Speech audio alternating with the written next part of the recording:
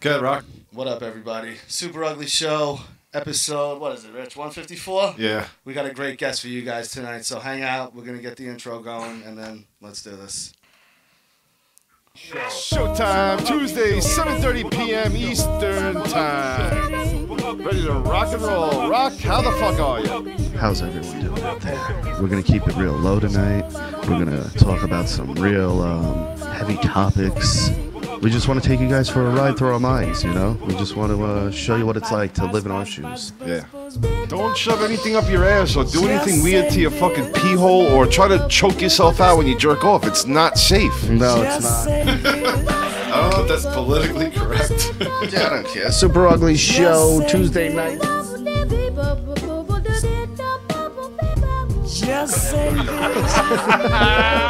Call in too, fuck faces, if you wanna.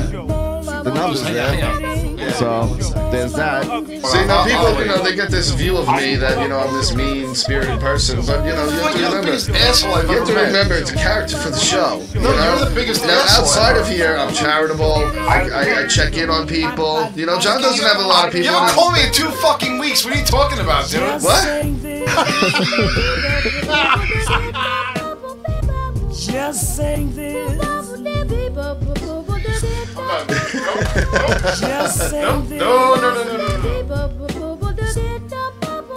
If you're not from New York, dude, don't take this personal at all. We're kind of assholes. Yeah, look at fuck. Whatever. Go fuck yourself.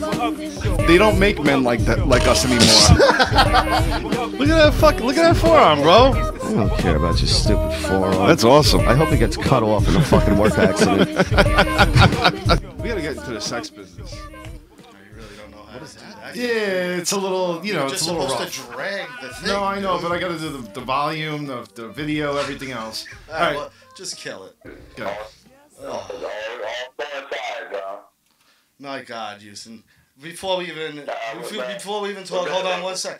Everybody, we have the great Houston, the assassin Alexander, with us tonight.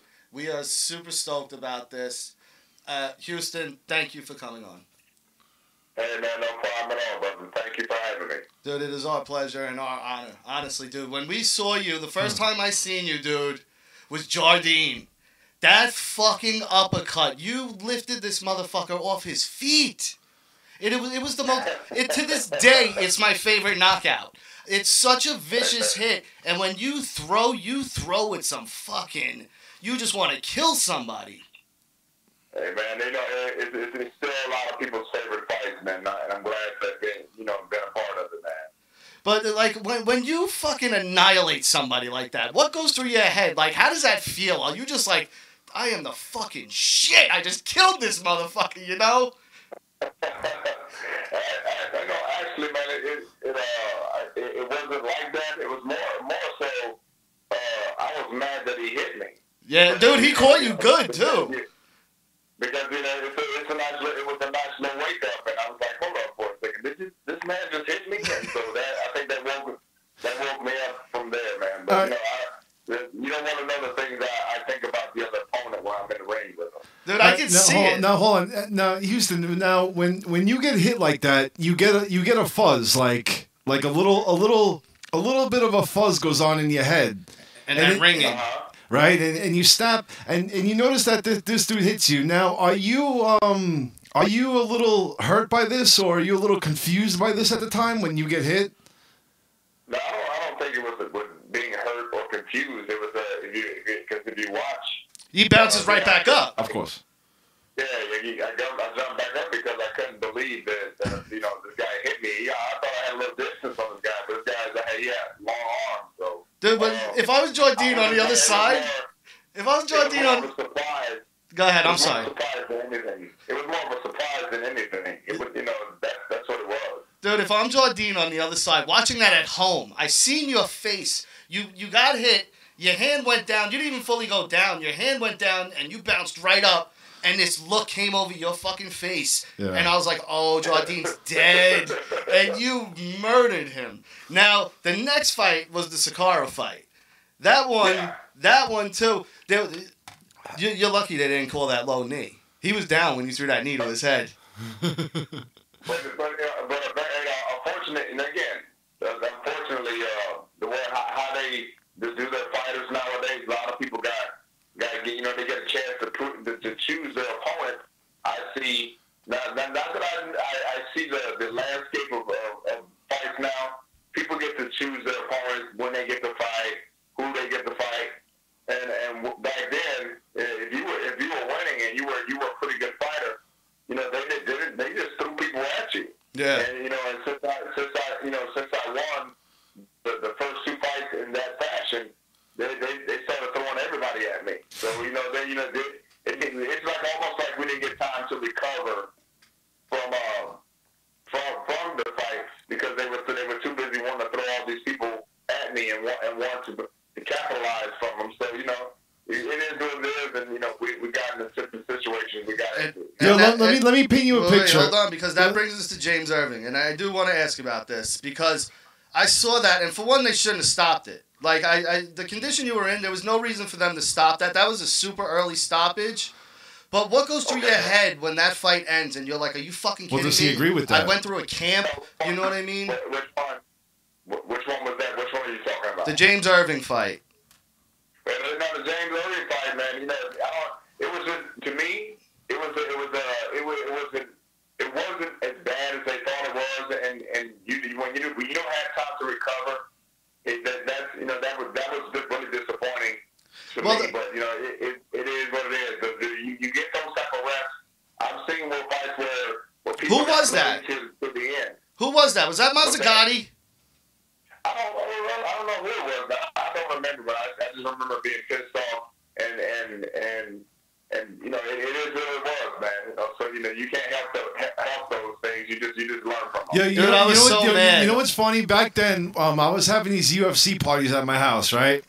And after the Jardine fight, what card was that? Was that GSP and Sarah? I'm sorry, what was that? Was that St. Pierre and Sarah for the main event? What was the main event on the Jardine fight that you had? That was it was Rampage and the Iceman. Rampage and the Iceman. Yeah. Wow. So when you came out back then, it was like after you beat Jardine, every time you came out, it was like this motherfucker looks like he just got out of jail. Yeah. Like he's ready to fuck somebody up.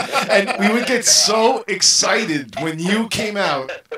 Every time you came out, we got so happy and so excited because you looked so fucking ferocious. You were like Tyson kind of. No smile, just that pissed off. I'm gonna fucking kill somebody tonight. You know what I mean? Like you were like, hold this guy back. He might kill a fan. You know what I mean? Hey man, but that's the mentality you have to have. You had to have back then, because it wasn't made up. It seemed like the attitudes and the way people are now. It's almost like it's made up attitudes. Back then, and I hate to say back then, but when you had beef with somebody or you really got into the ring, you were really pissed off. Yeah. And I went into every fight, even though I didn't know the guy, I was just pissed off, man, because we were in there to handle business. We weren't in there to pussyfoot around. We were there, and we were in that ring to handle that business. So that's what my mentality was. Yeah. Now let me ask you about this fight. Now this fight, I think everyone was hoping for something different. The Kimbo Slice fight. Everyone was very surprised at how that fight. Like you guys were very calculated, very keeping distance. I think both of you were throwing leg kicks, which I've never seen either one of you do that up until then. And what happened? Well, here, let me, because I get a lot of questions about the Kimbo Slice fight. Here's what the difference is then, and the difference is now. Now they expected for the first two rounds. You guys ever noticed that Kimbo Slice never threw any punches at me? Yeah, it was a very slow moving fight on his end. You were the aggressor. I don't believe Kimbo Slice threw a kick. I was the one that was throwing all the kicks. Okay. I just remembered that it was very unorthodox for either one of you to throw a kick. Man, but here's the reason why people thought it was unorthodox, because I was actually moving around like a boxer. Yeah. I didn't stay in one place. It was almost a stick and move type thing that the coaches worked up at the time. Well, to fight Kimbo, Yeah, you would need that style. Well, they didn't want me to stand in front of the guy. They wanted me to move, kick, and if the guy charged me, that would be a whole different thing. Yeah. But Kimbo didn't charge me. Yeah. Kimbo didn't. He didn't engage at all. Yeah, because after a while you dumped that game plan. Rest in peace. Hold on, guys. Rest in peace to Kimbo Slice. Absolutely. A legend, honestly, a legend. Like the way he came up is unheard of. Yeah. Yeah, but the thing is, if you look at then, you look at now. Look at what the fighters are doing now, and this is what irritated me at times when I watch a lot of the fighters now. Do you see how people run and give their backs to people? Yes, all the time. Yes, in boxing too, I see it now. No, they actually run from their opponent. Like I was watching Seen it. the Conor McGregor fight. Connor did it. Yep. Yeah, because Conor McGregor ran several times in the ring, and he gave his opponent his back. Tyson Fury did it. Tyson Fury did it last month. Watch a lot of it. The guys now they literally run from their opponent just to get into a better position, which is that's how they're doing it now. That's fine. But back then, they didn't allow you to run. They didn't want you to run. The crowd didn't want you to run. Yeah, they just wanted you to run in the middle and swing. Yeah. They wanted you to go at it. Yeah, and trade ones. And it felt like now then, you had to stay in front of your opponent. You had to engage. Right now, I see a lot of fighters giving the other opponent their back, and I'm like, people were wigging out with me because I was actually moving. I had movement because they're doing movement. There's a lot of fighters that move a lot nowadays because they're incorporating more boxing. Yeah. Boxing into their arsenal. What was Dana? What was Dana like with you? What was Dana's relationship with you? No, I was cool with Dana. There was no problem with that. I had no problem with Dana. Yeah. And just like I had no problem with anyone I dealt with at all. I want to get into Wait, there was a show.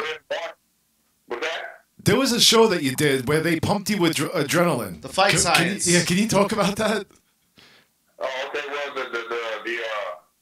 the sports science deal came about with my agent at the time said they were looking for someone to do this small experiment on, and I decided to do it, and they said they were going to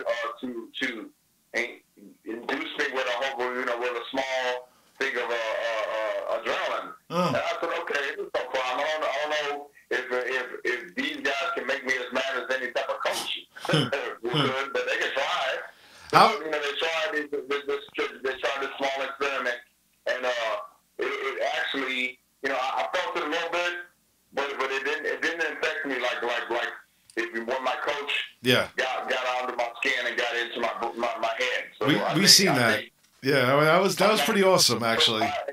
I want to get into my natural anger, man. I'm still like that to this day. I want to like that, brother. I want to get into just two more quick UFC things. Not even UFC things. MMA things. One more. Well, no, I want to stay on with you though, because then I want to get into hip hop and graffiti and stuff. I'm a huge graffiti fan. We're both huge hip hop fans. So then we can just talk. Yeah. Then we're just gonna hang out and bullshit. No problem, fellas. Yeah. I don't want to kill you with all the MMA stuff. I'm sure you're sick of talking about it. This is what the people want to hear. The people want to hear. They do. Things like behind the scenes. They want to hear behind the scenes things. The Sokaju fight, dude. That comeback. Before you continue with the Sokaju fight, here's one mental note that a lot of people don't know. And again, rest in peace to Kimbo Slice. Yeah. After that fight, Kimbo rolling around in a wheelchair because he couldn't walk. Get out of here. After? Why? Because of the leg kicks? I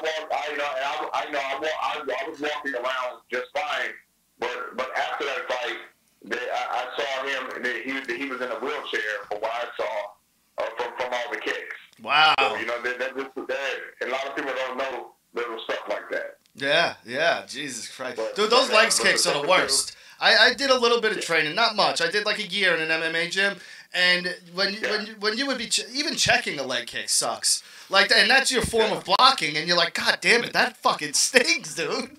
Yo, Anderson Silva is that stain. Oh yeah, Yo, Houston, let me ask you a question. Now, the Sokoju fight. Now, when you're in it for that long, and you got hurt, 3 minutes left. You got hurt pretty early.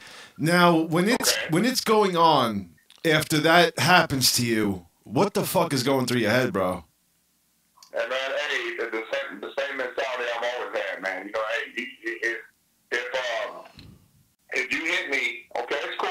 It's cool that you got me, but see, you didn't knock me out. So if you didn't knock me out, I'm coming back. You didn't knock me out, Ray. My mentality is I'm going to keep coming. I'm going to keep coming. I'm going to keep coming. Pretty much like that's something I've always had in my mentality when I fight, when I would fight.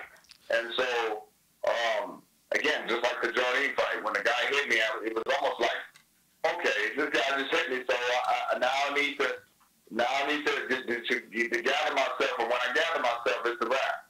Yeah, well, he dumped his whole gas tank trying to take you out during that first round, and when the second round came, he could barely put his arms up. And, dude, but I talk vicious intent with punches. Those were the punches, because I watched a bunch of your stuff, you know, obviously this week, and dude, those punches looked like the meanest ones you ever threw. Were those ones in your head, like, were you really thinking, I want to just fucking take his head off? Yeah, well, you know, that's the mentality that all fighters should have. You should want to take, and when you're in there, and this is a gladiator sport, yeah, you think about that. And that's what I was thinking about every punch I threw. But let me point this out. The worst thing a fighter can do is try to hit you with all his might, and he misses. Yeah. Or celebrate too early. Celebrate too early, and you fucking dump your whole gas tank. Yeah. Yeah, but you get more exhausted when you miss punches than actual throwing them. Because the follow-through. Yeah, the follow-through fucks you up because the way your body moves and everything, and now your arm's swinging more than it should. Yeah, then you're restricting back, pulling it back. You get exhausted. A lot of times, a lot of fighters get exhausted from missing punches, and I think that's what happened with Sokoju. He might have hit me a couple times, but if you notice, he missed a lot of those punches. Oh yeah. Let me ask you a question. Would I know they're doing a lot of these Bellator fights. Would you ever be interested in coming back for one of these fights, or am I just talking crazy? No. But you know, it's funny that we're working on something, and I can say this exclusively on you guys' show. We're working on a package with I believe it's MXC. A fighting organization with UFC Fight Pass, so people might be able to see it all over. But we're working on. Our manager Monty Cox and I are working on something right now with that. Oh, that's great. I took a half a year, close to a year off, just to get my foundation going, and now that I got that going, I want to get back in the ring because it's fun to me fighting or doing MMA. It's fun to me. It's always been a hobby to me because I've always had a job already. Yeah. MMA has always been fun to me, guys. Can you say what your regular job is? Oh no, I do radio. I do radio for NRG Media. Oh. I've done radio for just as long as I've been fighting. No kidding. That's awesome. So we might see you fight against like Tito Ortiz or somebody like that if that's the case. I've seen Tito a couple times in Bellator. So if they want to make that match, that'd be fine, man. Dude, how annoying would he be though? Just fucking the way he needles people. You know what I mean? Like you would end up killing him even before you got in the cage. Yeah. I don't know about that, man. But, I do. A lot of these guys do it because they love to do it. I don't think a lot of these guys are really, especially the older guys. They're not, they're doing it because they love to do it. I don't think they're doing it for the attention. They gotta sell a fight. Because they love to do it. They gotta sell a fight too. So, they gotta sell a fight. All right, Houston. let's get into some hip hop talk. Now, how old are you? You're 40. Well, I'm 46 years old, man. I'm not afraid or ashamed of that. A lot of people are ashamed of their age, but I'm 46 years old. I'm probably in better shape than a lot of people. Oh, most definite. All right, who's your top three? Yeah, top three. Top three what? Rappers all time. Top three rappers of all time. You know, that's pretty. It's tough. We know. We know. Yeah. You have to go different eras because different eras of hip hop. You got to go Melly Mel in the early beginnings of hip hop. You got to go Rakim in the middle parts of hip hop, and I think nowadays you got to go. You can easily do a Kendrick Lamar who leads this generation now. Now, what about the 90s? You got to go Melly Mel. You know, he was the leader of his school. Yeah, but I'm saying. Give me the 90s. We're 90s guys. I'm 36. Richie's 40. So our main thing, we came up in the 90s. Well, 90s. Now, you go 90s. You gotta go easily. You gotta go easily Tupac. Oh, all right. You're a Tupac guy. See, we're Biggie people over here. Yeah. Biggie Gangstar.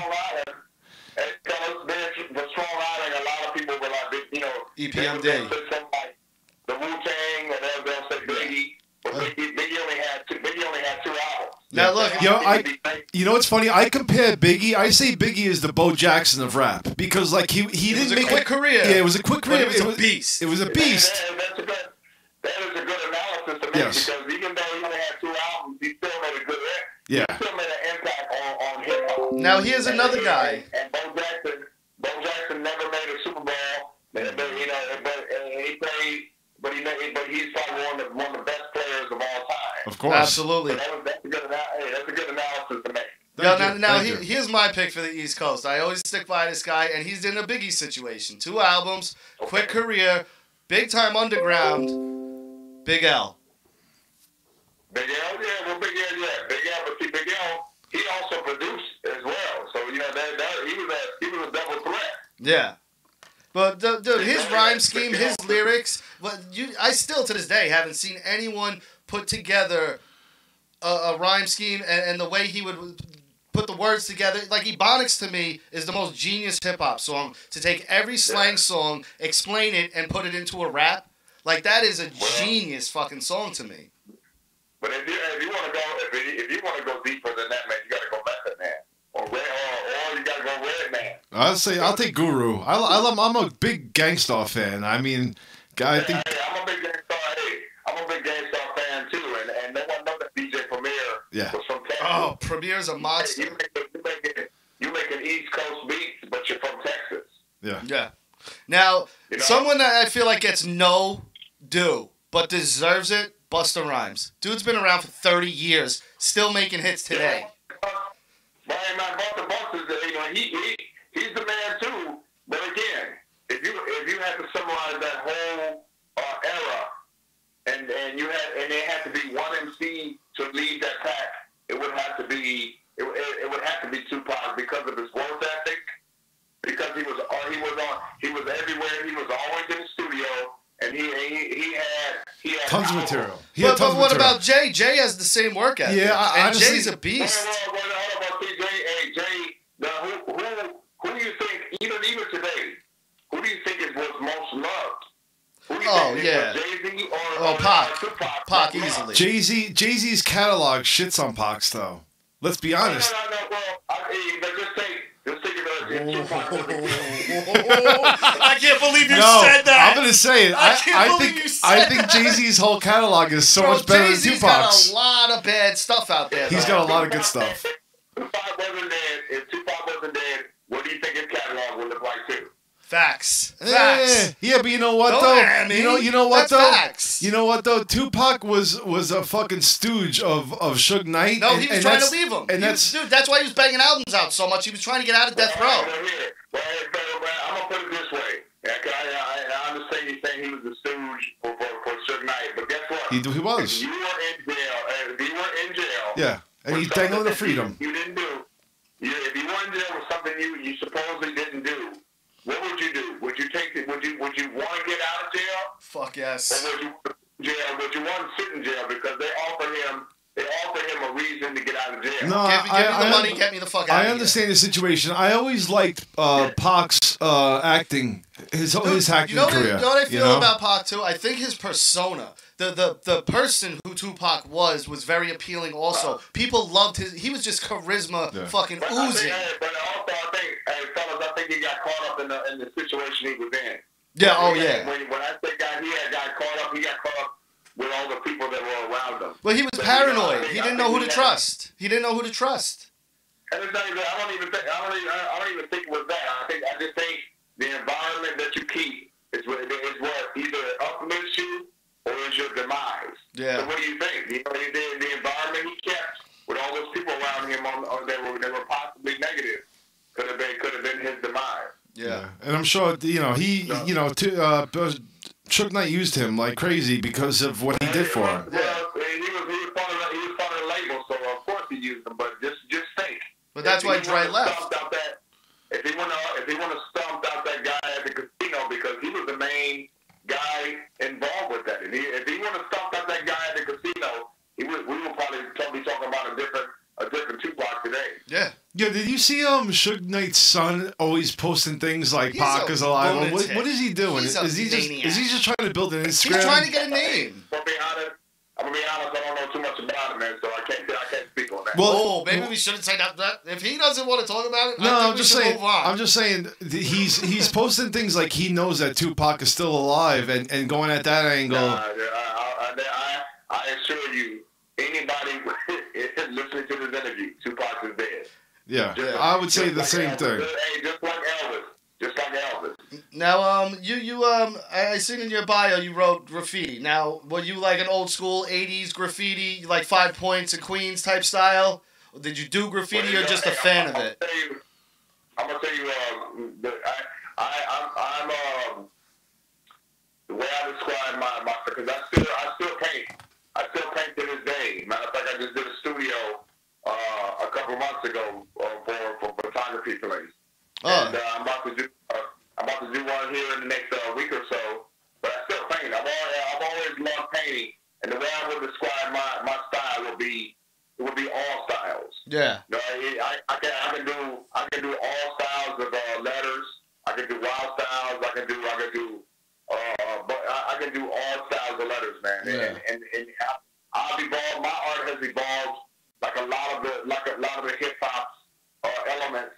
My style, but you have to have a style that evolves. And when I do graffiti, it's like it's evolved to graffiti. You can just see from bubble letters up into wild style. Yeah. You can see the difference. So yeah, man, I can say I'm all styles, man. See, coming from New York, I always appreciated the graffiti because when I would take the train into the city, we'd drive by, we'd pass 5 Points, and you'd see it, and you'd see I was in New York a couple years ago, and I saw no graffiti on the train. In New York, they covered it all up. They took out 5 Points. 5 Points is gone.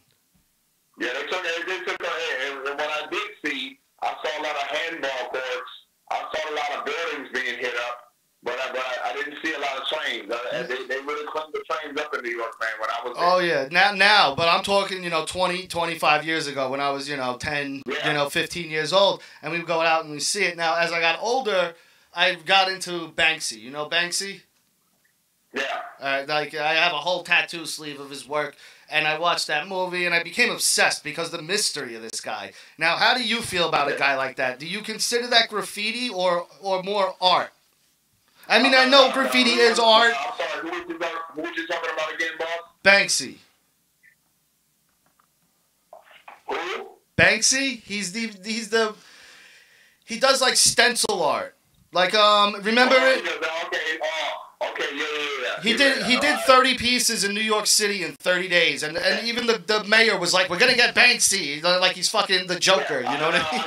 I remember now. Yes, I know who you're talking about. The street art guy. Hey man, however you express your art, and if you consider it, part of the culture, and it's you know, it's somewhere embedded in the hip hop mentality. Hey man, that's cool. I've seen a lot of his spiritual work in books.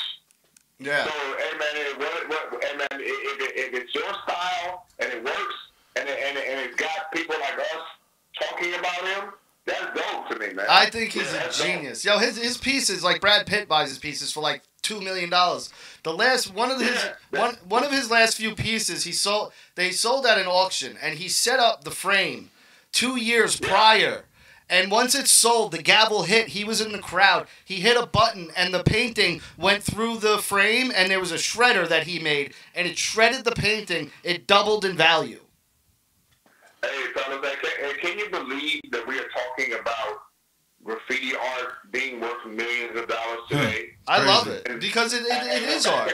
We're back in the 70s. You get arrested. In the 70s and 80s, they were talking about graffiti art being a felony. Yeah. You know what I'm saying? Beach Street. And again. We're talking about before Beach Street. We're talking about Style Wars. Yeah. We're talking about Wild Style. We're talking about Wild Style. Yeah. We're talking about those eras of graffiti artists. Wild. Now there's selling pieces for millions of dollars, man. That shows you the evolution of hip hop. Yeah, man. I gotta tell you, Style, I go into the city still, and seeing the you'll see it on trucks now, like vans and shit, and the box trucks. Seeing the subway so clean has never been so depressing. It's the worst. It is the worst. One thing over the past several years that people have been doing, they've been doing a lot of the cargo trains that go across the country. Yeah. I've seen a lot of those. I've seen a lot of cargo trains, like UP trains, or they've been doing a lot of those trains in the train yards where they'll go across the country, man. I've done a few of those myself. So. Dude, that's some crazy shit though. Like when you're trying to get really high, like you'll see those pieces and you're like, how the fuck did they do that? Yeah, talking about Tupac, you ever see Bullet? They got small step ladders. In the movie Bullet, that Tupac is in, Adrian Brody's character is a graffiti artist, and he does all these paintings from the from the roof and everything like that. But again, if we're going to summarize hip hop today, man, I'm just glad to see that it went from 4 elements to several elements, because now you have communication, now you got clothing, and you just got all these different elements that are part of the hip hop culture, other than rap, beatboxing, DJing, and b-boying. Now, b-boy, some of the things that the b-boys are doing now are so amazing to me. Yeah. You go from the Crazy Leg days, and you see what the kids are doing now in Europe, and even in parts of the USA. So good. It seems unreal the way they move. The evolution of hip hop is crazy. Now, Houston, let me ask you this. I got just a battle rap question. Who do you think won? Eminem or Machine Gun Kelly? Who won that rap? Machine Gun Kelly. Wow, really? You think so? Now, hey, let me break that down to you. Do it. Okay. Now, Machine Gun Kelly's song. Eminem had to do 2 songs to Machine Gun Kelly's 1. That's 1. Okay. Yeah.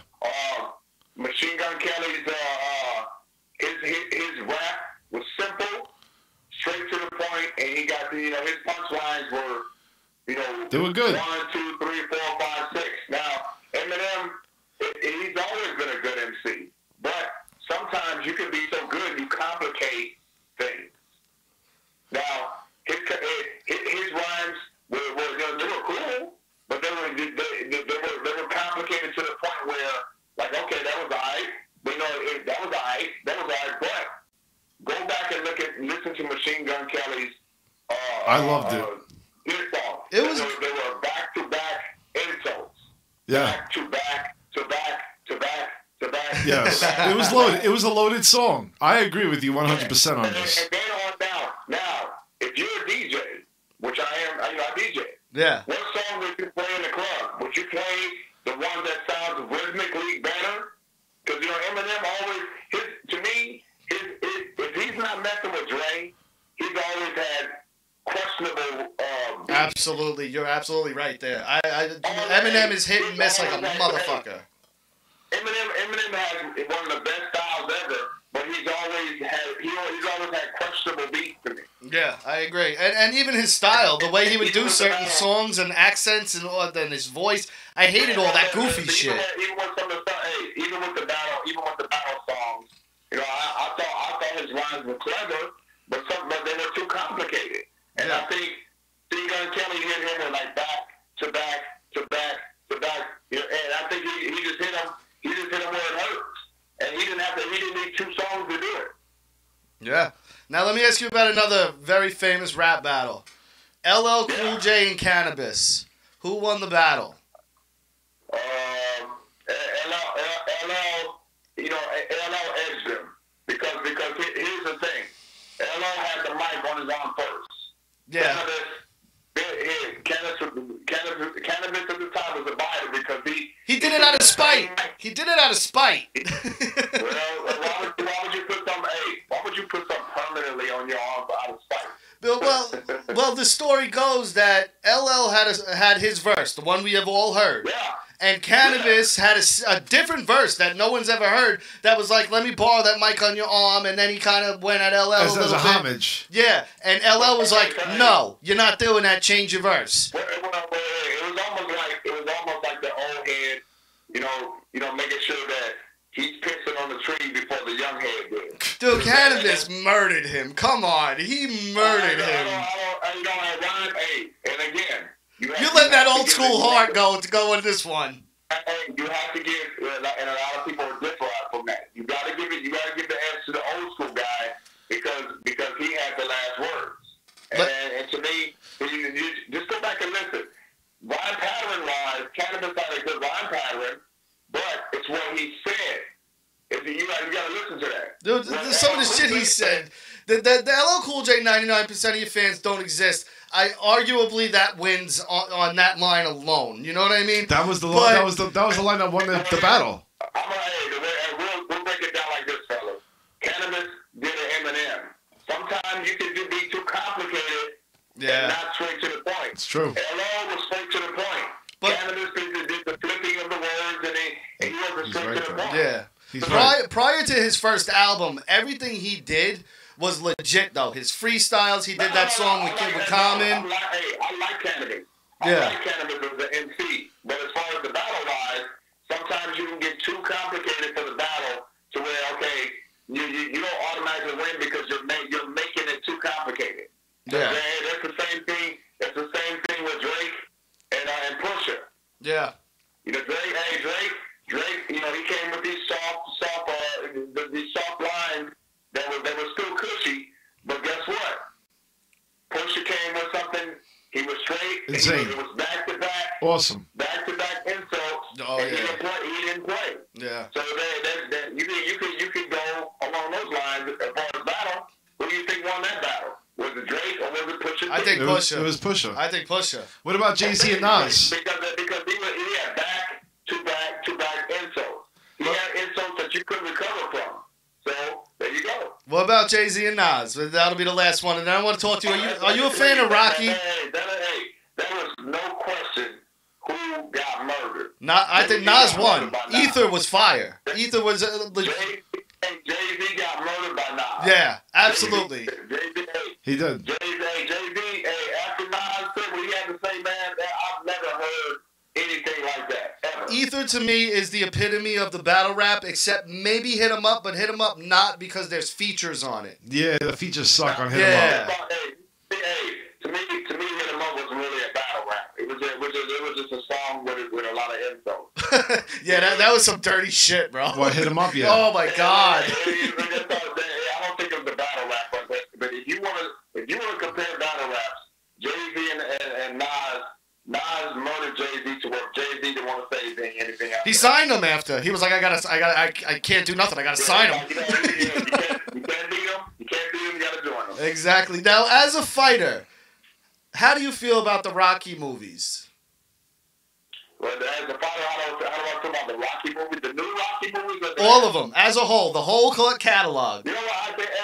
Hey man, the way I see it, you know, if it brought any attention to boxing, because you know Sylvester Stallone apparently, you know, he's a big boxing fan because he's still Yeah. And he loves. Hey, it's like the hip hop culture. He loves boxing like we love hip hop. But do you love those movies? Are you a fan of the movies?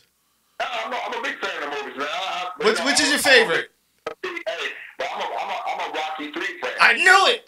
Black guys always love Part 3 because of Clubber Lang. I knew it. Hey, come on, hey. Who wouldn't like the line, what do you expect out of a fight? And then this guy says pain. My favorite line is, hey woman, why don't you come over to my place later? I'll show you what a real man is like. Exactly. But see, but how classic is it, fellas, that Sylvester Stallone could still take his franchise And make Creed. And make Creed. Creed and redo it. And that's genius. That's genius. Creed is so and good. everyone expected it to be shit and fail, and everyone's like, oh, more Rocky, and it was Oscar worthy. It was fucking phenomenal. And then the sequel came out, and it was just as good, if not better. Because it was different. Yeah, man. Hey, and I respect that man for that, man. You got him still directing, and you got Clint Eastwood still doing 92. 92. Awesome. Did you see The Mule? I didn't see it. Did you guys see Clint Eastwood's new movie? No, I didn't. Did you see it? I've seen The Mule. I think it's called Mule. I love it. It's based on a true story about an old guy who transports keys of cocaine. Must see it. Must see. It was good? Hey, man. Hey. I couldn't believe that guy, Clint Eastwood, was still directing stuff like that at his age. But, man, it's quality work. Dude, even Gran Torino. Like, Gran Torino is a fucking amazing movie. Yeah. It's a good age. And again, you can't Let me disprove the old school, man. let me tell both of you guys. Let me tell both of you guys something.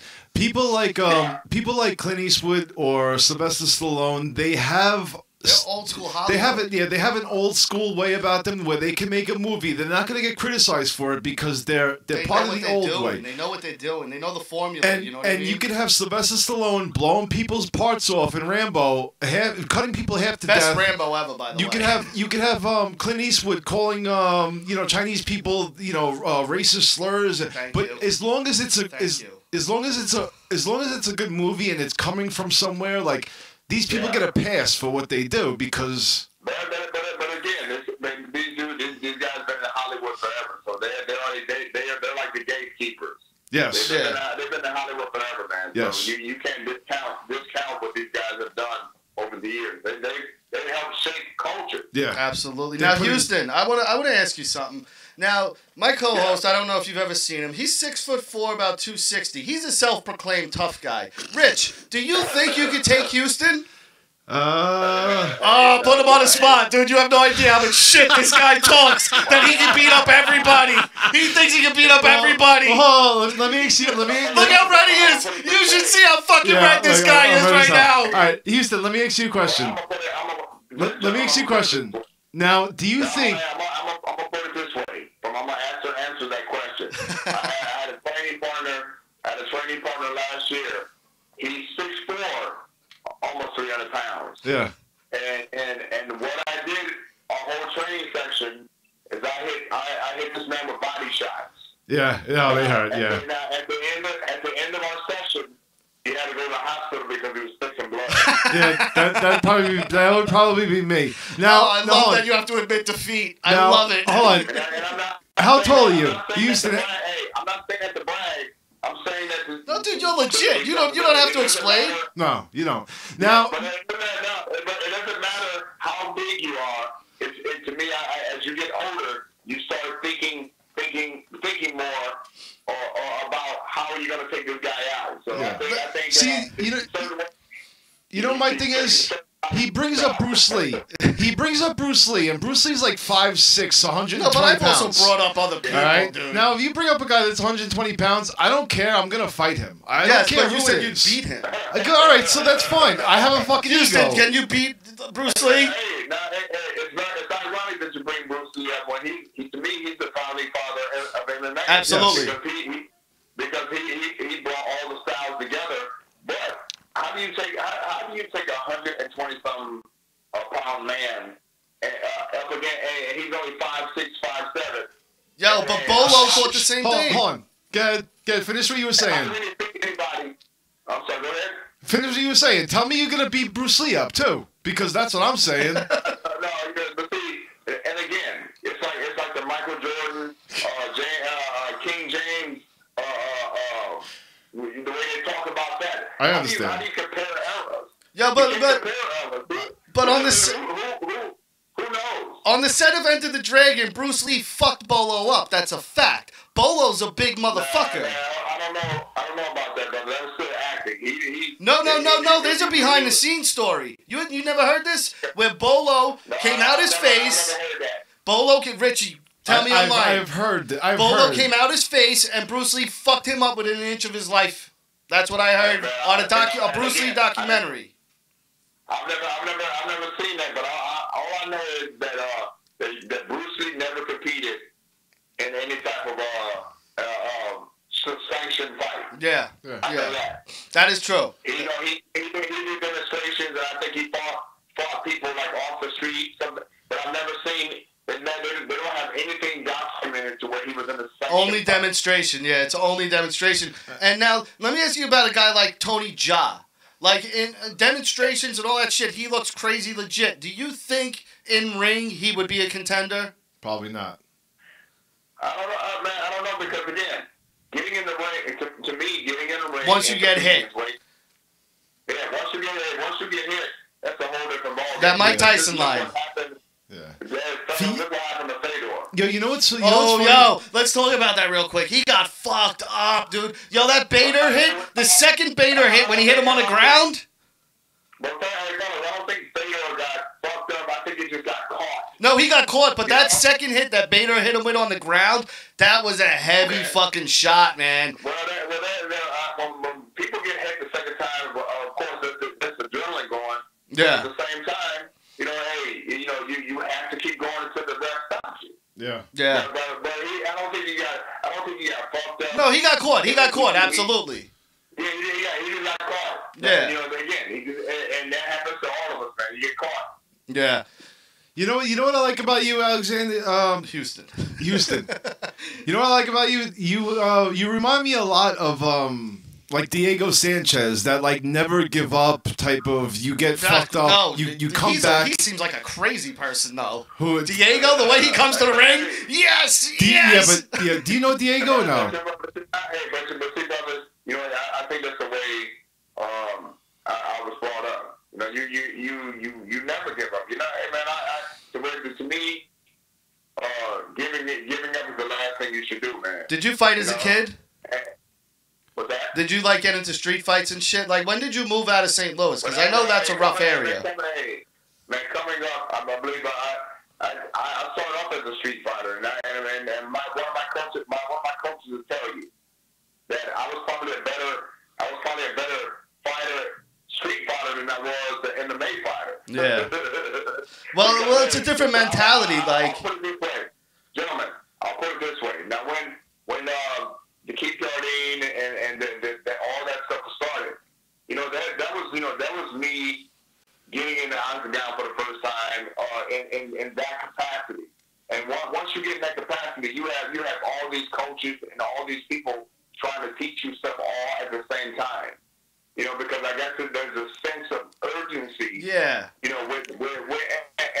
instead of being groomed into it, like a lot of these people now that are coming from these gyms have been groomed into jiu-jitsu. Yes. Now, as someone like you coming from the street, and you really didn't probably do jiu-jitsu or Muay Thai prior to that. Yeah, I wrestled and boxed, but see, as I was coming up, we had to go to different gyms to learn different art forms. Yeah. So I had to go to a jiu-jitsu gym or somewhere in Chicago, or I had to go to a boxing gym somewhere in Omaha, or I had to go learn jiu-jitsu or judo somewhere in California.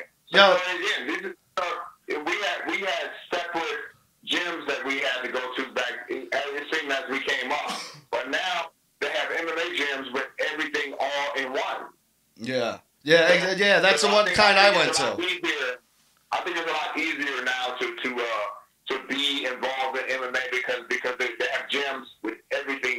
Yeah. Yeah. Back then, we had to go to separate gyms to get taught. Yeah, you had to get trained Brazilian. You had to get trained Thai. You got to train boxing. You got to train Houston, can you do me a quick favor? One of our show listeners, he's from Nebraska. He's a huge fan. He even wrote, I listened to the TNT show that you're on, and his name's Cap. Can you just give a shout out to Cap?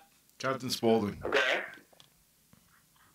So now you said shout out to Cap? Yeah. Just give a shout out to Captain Spaulding. He's a good guy, and he's a fan of yours. And Hey, man, big shout out to him, man. Shout out to Captain Spaulding, man. It's all good, man. He deserves it. He's a loyal listener of ours from day one. We love this guy, and he's from Nebraska. He was so excited.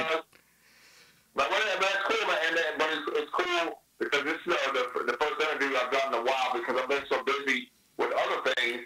I haven't had a chance to do interviews, and this is the first interview I've done in a while. And how easy did we make it? I mean, come on, aren't we just fun to hang out with?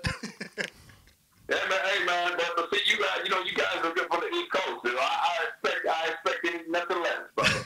Of course. I love that we have that rep that we're just easy to get along with. Also, fellas, we got to talk about the upcoming fight with Bones Jones and Anthony Smith. Yeah, I seen that today. I guess after the hearing they called this. Yeah. So now, the reason why I bring that up because guys know that Anthony Smith is from Omaha, Nebraska. okay, have you trained with him? Actually, he's from Nebraska City, Nebraska. Have you trained with him before? We trained with Anthony. Okay. A lot of guys have trained with Anthony, and we saw his progression. Yeah. And we seen him get to this point to where he's up for a title shot with Jones, and I believe that he's really evenly matched up with Jones, and he has the opportunity to win. Well, they kind of have the same body type, right? And they have the same body type. But I think Anthony is just a little bit thicker. But I really believe that Anthony has a skill set to beat Jones. Now, what do you think the strategy going into that would be? Because Jones is a tricky fighter. He'll switch it up real quick. I think Jones has a problem fighting with people equal his height. We saw that with Gustafsson. You're absolutely right. Now, Houston, go ahead. Here's the thing. Anthony's a tricky fighter, too. And for some people that fought with Anthony know this. Yeah. So he's a tricky fighter, but I believe he might have an edge with the jiu-jitsu because his jiu-jitsu is some of the best I've seen. Yeah. So hey, man, Which can turn a fight just like that. It's gonna be a stand-up fight for both fighters, but either it's gonna boil down to who's better on the ground. Now, did they set a date for that? The chat is saying that Smith has he's got a salty record. It's the first one of March. Oh, wow, that soon? I believe so. So you guys might want to check the date. Holy shit! Jones just fought like 3 weeks ago. How long ago was that? It wasn't that long ago. Put it back in. So I believe that's happening soon, fellas. So, but just say don't be surprised if you got another guy from Nebraska making history. So I'm telling you should see where we're at right now. When you get a chance, when we're done, check out the show. You can see the setup. But behind us, where we have you'll see a bar area where we kind of do the show from. But over here, I have a projector and a screen, and we put the UFC fights on down here. We have a shit ton of people over. We're all drinking and partying, watching the fights, and we'll even go live on fight nights and do a show for 6 hours, just switching people off. It's chaos down here on fight nights. It's awesome though. But hey, man, hopefully that's good chaos. Oh no, it's all fun chaos. Hell yeah. But honestly, like I said, man, I appreciate you guys having me on the show. Dude, it's been an honor, and we are wrapping up. So, but it's really our pleasure, dude. You have no idea how excited we were when I told Richie. I was like, dude, Houston Alexander's coming on. His face ear to ear. It really is an honor to us. Well, hey, I'll do my outro real quick, man. My outro will be this, fellas.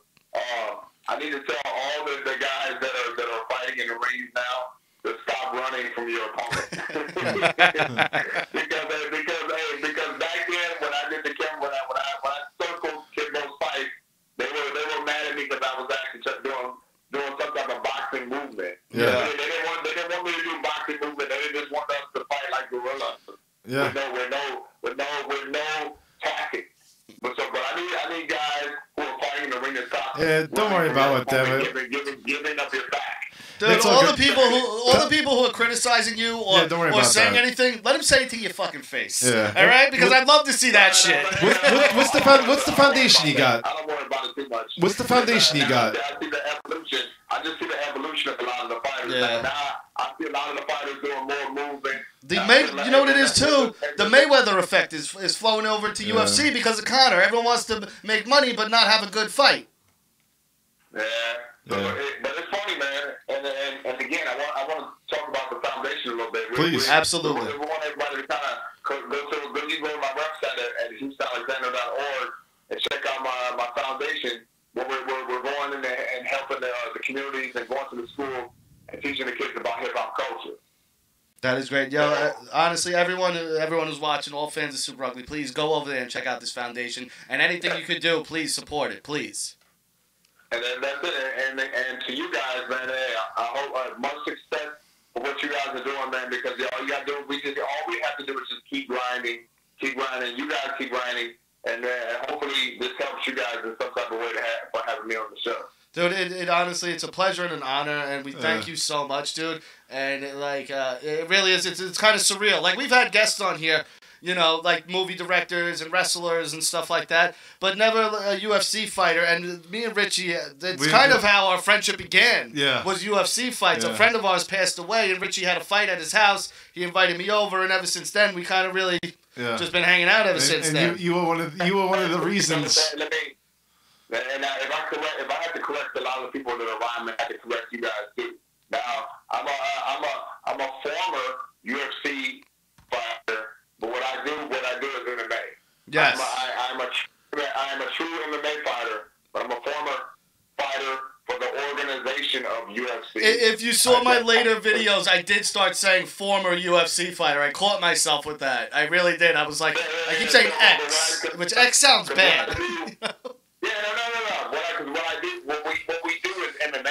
Yeah. Now you don't, and the organizations we fought for just happen to be UFC or Bellator or any of those people right there. So look for the fight here in the next maybe couple of months with WXC, man, because we might be streaming with UFC Fight Pass with those guys, and people will be able to see me fight again. That's gonna be great, dude. Honestly, and you just got a whole bunch of new followers and fans. Dude. Alexander, listen, this is Richie. I'm gonna talk to you later because I have to take. I've been drinking these beers, and I gotta take a piss. We've been drinking 40s this whole time.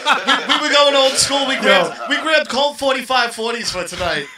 Yeah, I'm gonna go take a piss. Talk to Rocky, If and I come to Strong Island, man, I might see you guys when I come out there. Dude, most definitely. You got a place to stay, brother. Fuck a hotel. I got you here. My wife cooks. I got you.